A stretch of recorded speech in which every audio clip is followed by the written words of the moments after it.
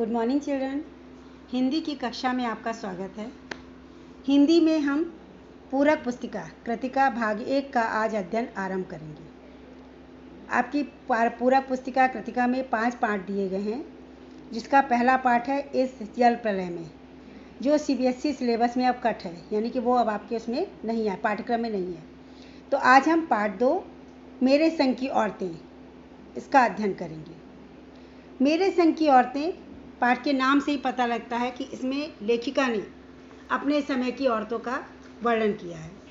तो उसमें उन संग की औरतें में मतलब अपनी सहेलियों, मित्रों, इनका नहीं किया। उन्होंने अपनी नानी, परदादी, माँ और इनके सबके विषय में बताया कि उस समय की महिलाएं भी किस तरह से अपने हिसाब से कार्य किया करती थी और परंपरा का निर्वाह करते हुए लीग से अलग हटकर भी कुछ किया करती हैं। पाठ की रूपरेखा कुछ इस प्रकार है। मृदुला गर्ग द्वारा रचित ये पाठ एक संस्मरणात्मक गद्य है। संस्मरणात्मक बच्चों किसे कहते हैं? स्मरण माने होता है याद, तो यानी किसी को याद करके लिखा गया गद्य, यानी गद्य शैली में ये पाठ है। इसमें लेखिका ने अपने परिवार की औरतों के व्यक्तित्व और स्वभाव पर प्रकाश डालने का प्रयास किया है। ये पाठ उन महिलाओं पर केंद्रित है जिन महिलाओं ने परंपरागत तरीके से अपने जीवन यापन करते हुए लीग से हटकर जीवन जिया। ये पाठ संदेश देता है कि परंपरा का निर्वाह करना और लीग से हटकर जीवन यापन करना दोनों के बीच कोई विरोधी संबंध नहीं है। तो आज हम अध्ययन करेंगे पाठ 2 मेरे संग की औरतें। इसकी लेखिका हैं बच्चों मृदुला गर्ग। तो सबसे पहले हम मृदुला गर्ग के विषय में जानते हैं। हिंदी की समकालीन कथा लेखिका, यानी कहानी को लिखने वाली लेखिका मृदुला गर्ग का जन्म वर्ष 1938 में कलकत्ता में हुआ था। अर्थशास्त्र में स्नातकोत्तर किसे कहते हैं? स्नातक कहते हैं ग्रेजुएशन को, और स्नातकोत्तर पोस्ट ग्रेजुएशन। तो अर्थशास्त्र में स्नातकोत्तर की उपाधि प्राप्त करने के पश्चात उन्होंने अध्यापन कार्य किया। अध्यापन कार्य मतलब टीचिंग वर्क, अध्यापन कार्य किया और वर्ष 1974 से स्वतंत्र लेखन कार्य करने लगी। उनके उपन्यास एवं कहानियों में विविधता तथा नयापन है। उन्होंने अपने कथा साहित्य में महिलाओं एवं बच्चों की समस्याओं पर विचार प्रकट किए हैं। मृदुला गर्ग की महत्वपूर्ण कृतियां हैं उनके हिस्से की धूप, चितकोबरा, कठगुलाब, रंग ढंग, चुकते नहीं सवार आदि।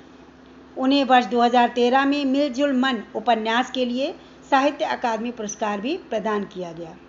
मृदुला गर्ग की भाषा में तीखा व्यंग है। उनका पुरुष प्रधानता विरोधी दृष्टिकोण काफ़ी चर्चित एवं विवादों में रहा है। तो हम पाठ का आरंभ करते हैं। मेरे संग की औरतें। सबसे पहले इसमें लेखिका की स्मृतियों में उसकी नानी। तो सबसे पहले जैसे पाठ का आरंभ होता है, लेखिका ने अपनी नानी को याद किया है। उनका ये कहना था कि मेरी एक नानी थी, जाहिर है, पर मैंने उन्हें कभी देखा नहीं। मतलब ये लेखिका के जन्म से पूर्व ही उनकी नानी का देहांत हो गया था। बल्कि लेखिका बताती मेरी माँ की शादी से पहले ही उनकी मृत्यु हो गई थी। शायद नानी से कहानी ना सुनने पाने के कारण लेखिका बताती हैं कि हम तीनों बहनों को खुद कहानियाँ कहनी पड़ी, यानी लेखिका और उनकी तीनों बहनें भी लेखिका बन गई थी। नानी से कहानी भले ही ना सुनी हो, पर उन्होंने नानी की कहानी जरूर सुनी और बहुत बाद में जाकर उसका असली मर्म समझ में आया।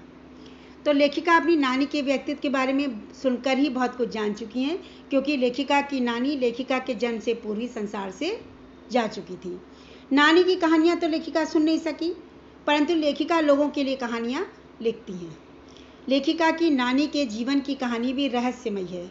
लेखिका अपनी नानी के बारे में जो समझ सकी थी वो ये थी कि वो एक परंपरावादी, अनपढ़ और पर्दानशी महिला थी, जिनके पति शादी के तुरंत बाद ही उन्हें छोड़कर बैरिस्ट्री किसे कहते हैं बच्चों? वकालत पढ़ने विलायत चले गए थे। उनका विवाह एक ऐसे व्यक्ति से हो गया था जो विलायती संस्कृति से बहुत अधिक प्रभावित थे। जब वो कैम्ब्रिज विश्वविद्यालय से बैरिस्ट्री पढ़कर वापस आए थे तो अंग्रेजी रहन सहन के अनुसार ही वो जिंदगी जीने लगे थे। कौन? लेखिका के नानी के पति, यानी लेखिका के नाना। और इस पर उनके इस जिंदगी के इस व्यवहार पर नानी पर कोई असर नहीं पड़ा था। वो अपने तरीके से जीवन जीती रही और लेखिका के नाना विलायती ढंग से अपने तरीके से जीवन जीते रहे थे। लेखिका की नानी ने अपने पति की जीवन शैली का कभी विरोध नहीं किया। जब नानी ने मौत को करीब पाया, यानी जब नानी को ऐसा लगा कि उनकी मृत्यु नज़दीक है, तो अपने पति से कहकर प्रसिद्ध क्रांतिकारी, उस समय चूंकि हमारे देश में स्वतंत्रता आंदोलन भी चल रहा था, तो प्रसिद्ध क्रांतिकारी प्यारेलाल शर्मा को बुलवा लिया। तब घर के सभी लोग आश्चर्यचकित रह गए थे। क्यों रह गए थे? क्योंकि को लेखिका की नानी तो एक पर्दानशी महिला थी जो अपने पति से भी बिना पर्दे की बात नहीं करती थी। जब उन्होंने उनको बुलाया तो लेखिका के परिवार, नानी के परिवार वाले सब लोग आश्चर्यचकित रह गए थे। वो अपनी बेटी की शादी, कौन? लेखिका की नानी अपनी बेटी की शादी यानी लेखिका की माँ की शादी किसी साहब से न करवाकर आज़ादी के सिपाही अर्थात स्वतंत्रता सेनानी से करवाना चाहती थी। अतः ये जिम्मेदारी नानी ने किसको दी? क्रांतिकारी प्यारेलाल शर्मा को सौंप दी, क्योंकि क्रांतिकारी प्यारेलाल शर्मा उनके पिता के मित्र थे।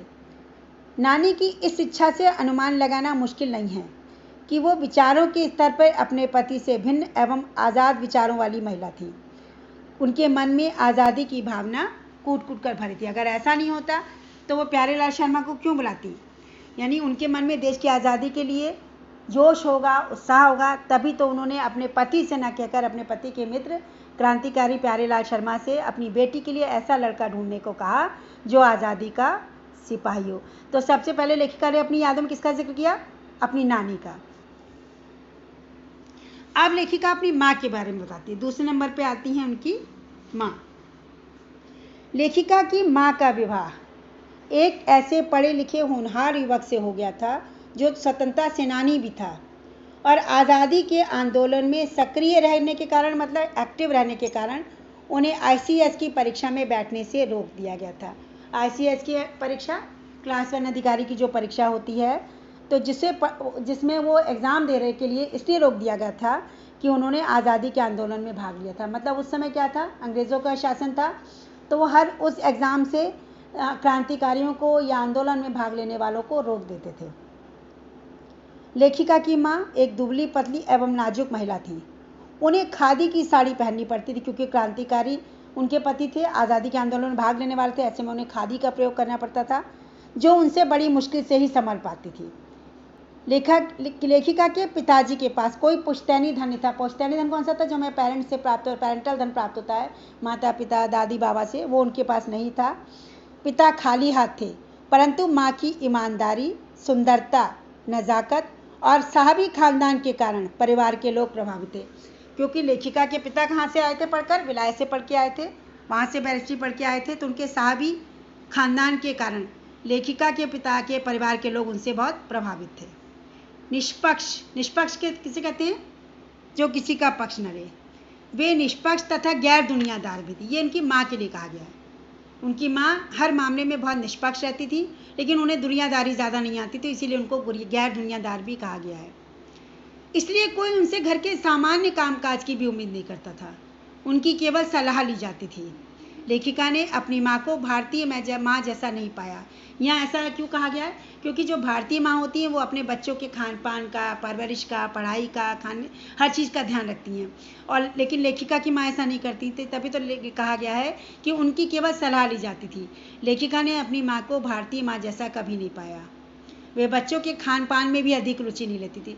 सारा काम कौन करता था? उनके घर के लोग, सारे लोग, एक्स्ट्रा लोग करते थे, और लोग जो रहते थे, लेखिका के माँ को उनसे कोई मतलब नहीं होता था। उन्हें केवल किताबें पढ़ने और संगीत सुनने का शौक था। किन्हें? लेखिका की माँ को केवल किताबें पढ़ने और संगीत सुनने का शौक था, जिनके कारण उनका अन्य लोगों पर अधिक प्रभाव था। पहला, कभी झूठ ना बोलना, वो कभी झूठ नहीं बोलती थी। दूसरा, एक ही गोपनीय बात कौन सी होती? कॉन्फिडेंशियल बात को दूसरे पर प्रकट न करना। वो किसी की भी पर्सनल बात किसी दूसरे को नहीं बताती थी। घर के कामों में अरुचि, यानी घर के कामों में उनका मन नहीं लगता था, और अपनी बीमारी के कारण उनका अधिकांश समय कैसे बीतता था? पढ़ने में, संगीत सुनने में और साहित्य की चर्चा करने में ही बीतता था। साहबी खानदान से होने के कारण भी लोगों को उन पर श्रद्धा थी। घर में उनको आदर सम्मान प्राप्त था क्योंकि वो बड़े घर की लड़की थी। वे अपने बच्चों के साथ दोस्तों की तरह रहा करती थी। मातृत्व की कमी क्यों कहा गया? माँ तो थी पर वो ध्यान नहीं रखती थी। उसकी कमी को कौन पूरा करता था? उनके पिताजी पूरा करते थे। यानी लेखिका और उनके भाई बहनों का सारी जिम्मेदारी कौन निभाता था? उनके पिता निभाते थे। और माँ कैसे रहती थी? मित्रों के समान रहती थी। उनका अधिकांश समय किसमें बीतता था?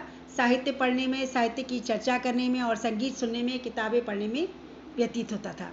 तो आज हमने लेखिका के पाठ मेरे संग की औरतें में 2 औरतों के विषय में जाना। एक तो लेखिका की स्मृति में उनकी नानी यानी लेखिका की नानी के बारे में जाना, दूसरा हमने उनकी माँ के बारे में जाना।